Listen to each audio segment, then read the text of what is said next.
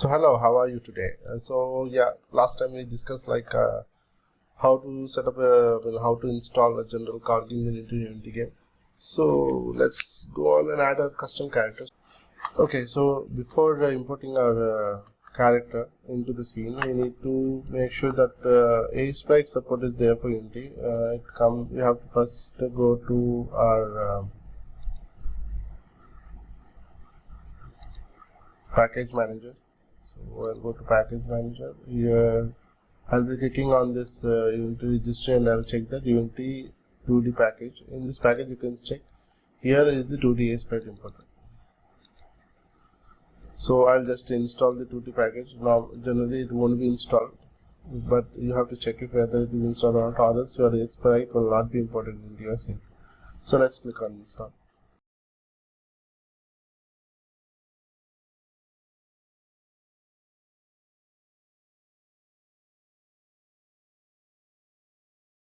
I'll close this 2D package manager. Now since it's installed, I'll go to my asset stock. Make sure I have my character selected, which I already discussed in last video about we'll be using this character. Still, I'll be adding this URL in the description, so where you can click on and go and check it out. So you can see here there are some animations already attached to this Aseprite character. So once I click on import, you can see there are some Aseprite files in the package. So I'll just import this.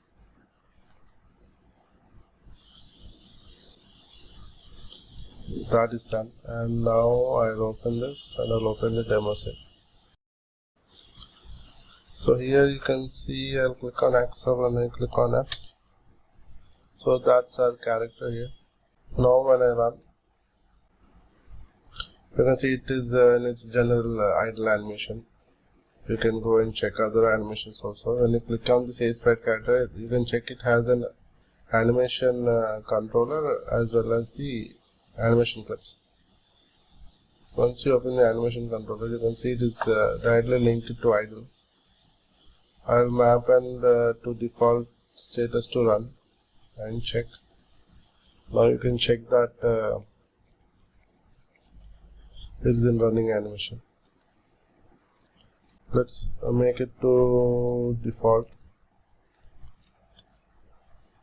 Now to use the same character within Corgi Engine, I can't use this controller directly because it is in read-only mode. This one as well as the clips will be in read-only mode, so it won't save there. So what's the solution? The solution is to create a new animation controller. So I'll create a new animation controller. I'll click it. I'll name it player anim.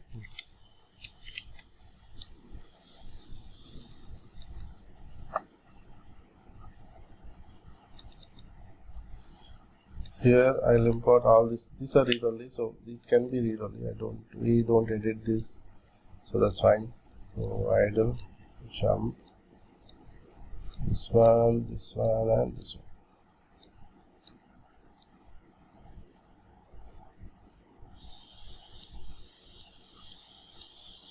Run, walk, jump. So since we'll be using these mostly, I'm just arranging that first. So idle, run, walk, jump. Kick and uppercut can come later on. So I'll just save this. So this is saved. Now the next step is to create to use the asset with them. So as I told you earlier, I'll be using this game folder. I'll create a new folder and I'll call it character.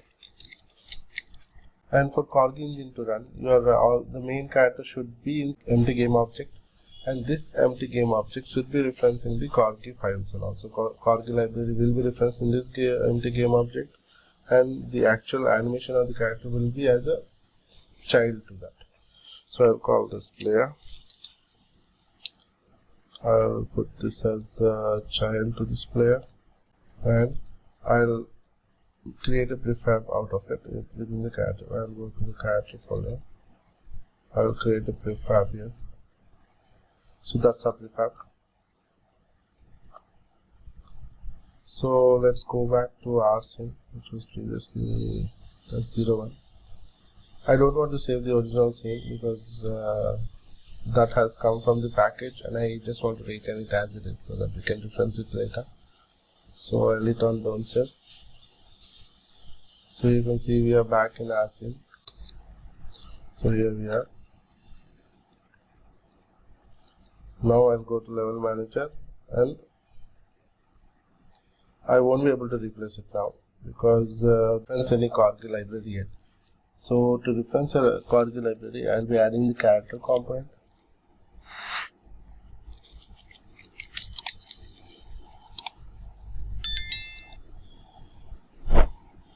So I've added the character component. I'll come down in this character component, and I can see like auto build player character. I have to click that to add other animations or files or whatever Corgi files are there. It will directly add this. I just have to call first the character script, and then I have an option to add attach all the other files. So just I'll be clicking on it, and you can see there are loads of files added: the box collider, Corgi controller, everything, the health part, and the basic animation. Everything will be added. You can go through each one and just check out like what each one does by just unchecking it and running the scene. So everything I've done on this one only. So now what I'll do is I'll just bring it here and I'll paste it here. So you can see our character is very small. To make it little bit bigger, you have to go back to your Aseprite character. You have to click on this Aseprite prefab and bring this down to say 32 and hit on apply. See, it has grown a little bit, but yeah, I can bring it down more to 20. I'll come back to this player asset and in overrides. You have to check the overrides part because anything applied in here, any changes you made in this prefab will not be reflected. You have to manually save it. I'll show you like what I'm talking about in a while. So now first of all is I have to make this character to come to center. So I'll click on Axel. I'll click on W and move a little. So this has to move a little inside.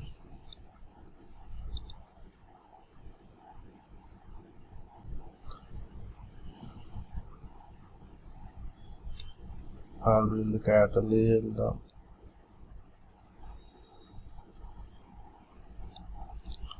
I'll take Axel a little up.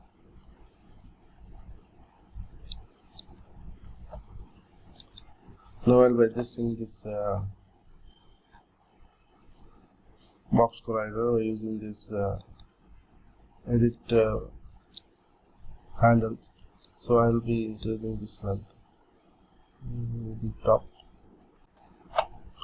This is still not in center, so I'll bring it a little forward. So now you can see it is in center exactly. Okay. While doing this, you have to make sure that your offset x is always 0 because when the character flips from right to left, left to right, there shouldn't be any disturbance. Like it should be flipped exactly at the center. So when you give offset, the x-axis may be colliding with something else and causing issues. Only if it is in a different, not 0, is some other number other than 0. Corgi Engine will warn you about it, but we have to make sure that that is followed properly. And coming next is we need our animator here. So we have our character as Axel. Next we need our animator. So our animator I'll be choosing as the one I created.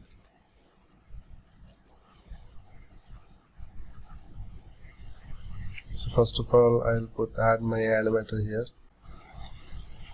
So player anim. Then I'll go to my player controller and add this character to this animator so that it picks whatever I have given to this character. So this has already player my animation. This is important step because to pick up what you have created, you have to first change it in your character and then add this to your animator. Since this is ready, now as I told you, the overrides, you can see here some changes are not saved into the prefab. I'll hit on apply all and it will be added to the prefab. So let's check that.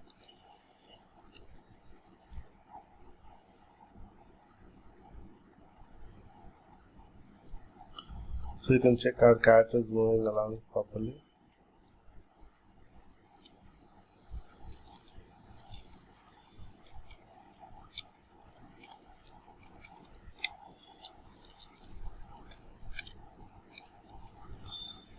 So that's nice. And now, since the player prefab is ready, you can attach it to our level manager. But before going there, you need to make sure that animations also work. We'll go back to our Corgi Engine website and check on documentation. Here we'll come back to search. Here I'll be searching animation.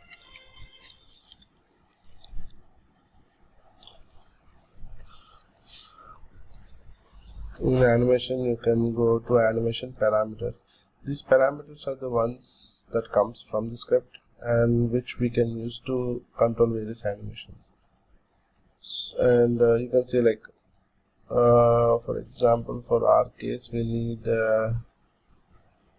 idle, which is there. We need jumping, we need running, we need walking. So you can see all are there here, but to add each one, it is a time-taking process. So Corgi has provided one script to us which directly adds up all these values at one go.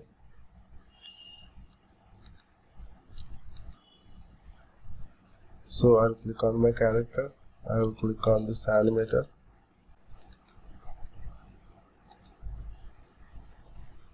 and click on Axel also. Even if you click it here or here, the same thing that's getting open. So you'll come back to your character and open your animator also. So here you can see no parameters added, which will be added now. So I'll add component, I'll paste the copied script name and I'll hit on enter. Here you can see add animation parameters button is there, and a checkbox is there which will auto remove this script once it adds all the parameters. So I'll click on this. See, it has added already. I'll save.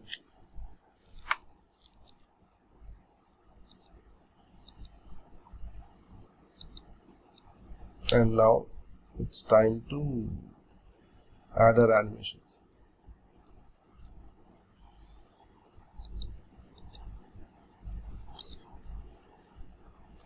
So first of all, entry will be always to idle, and from any state it will change to walk. So I'll click on this one. Here I have to make sure that this fixed duration and can transition to self gets changed, because these two will restrict animations. And then I'll be adding walking. If walking is true and is grounded is true,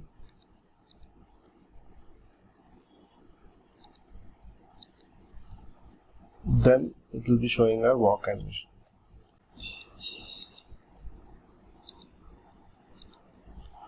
So this one also will add a fixed duration, because it has to come back to idle state also. So we'll remove and add idle and is alive.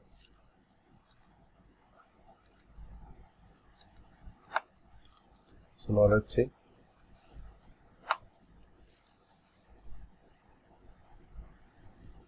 It's working. It will come back to the idle. It will working. It has come back to idle. For jump we have not added yet. Next we'll be adding for jump.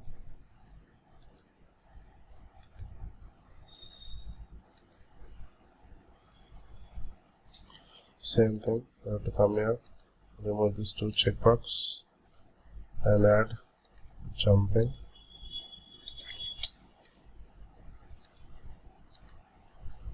Jumping equals to true and it should be grounded false.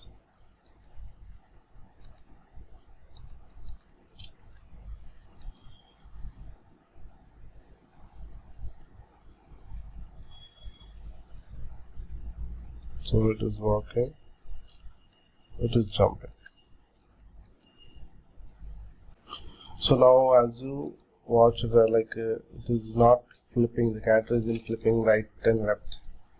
When I'm going right and left, it is going through the same animation. I will come back to player. It doesn't have the reference to the model, which is causing the issue. So you have to click on your model and set it as model so that it knows when to flip the character. So let's test now.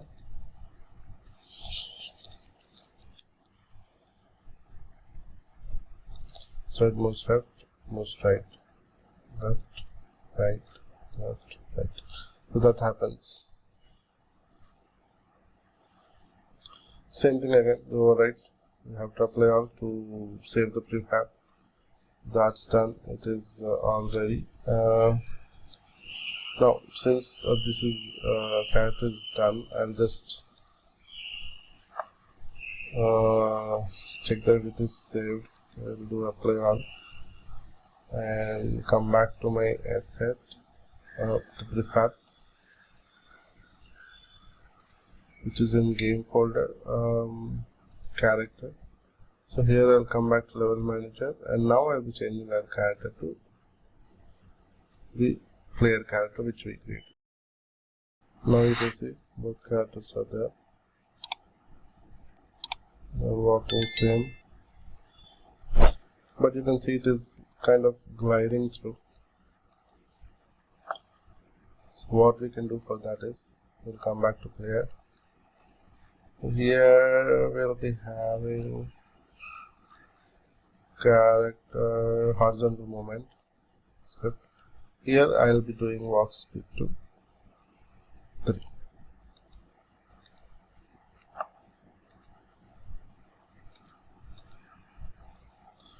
Now let's check it. You see the difference. When I don't save the prefab, you will have an issue here. So see, the actual character which has been added, the items is going fine, but the prefab is not saved, so it is moving as it wishes. So we always have to save our prefab. And see, now it is walking exactly to the steps. You can pick any character when in Aseprite. We'll be talking more on more of the characters like spine character or basic sprite character which you can create from Photoshop. You can just bring the set of images and animate them accordingly. So now since our prefab is saved, nothing to save, all done.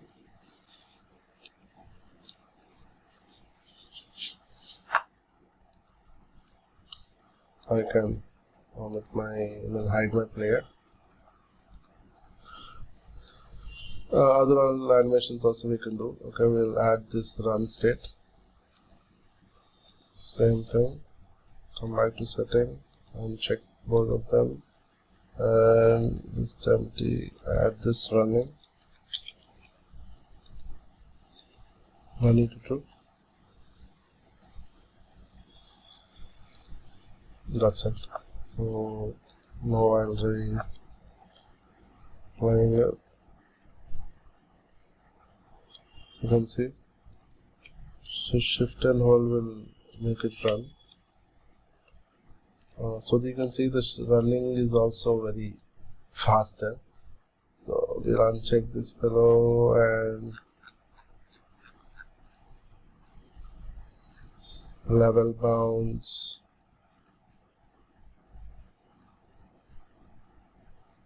See, character run is there here. So in character run it is 16, which is too much. Maybe we can give something like 6. I feel 6 is better, so let's check that. Okay, we need to save the prefab. Apply all. Hide this fellow.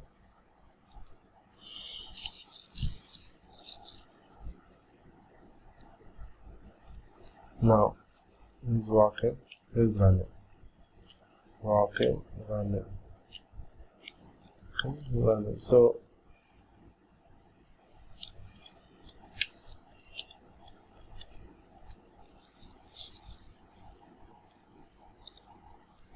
that's how you use your own character for animation. We have added animation as well as character. I'll be showing you like how to add this fight elements. So these are fight elements and all, which also have support in our animation section. Like if you go down, you have some weapon animation parameters which can be used. So we can use these, or we can rename them or create new ones. We will be checking that in our next tutorial.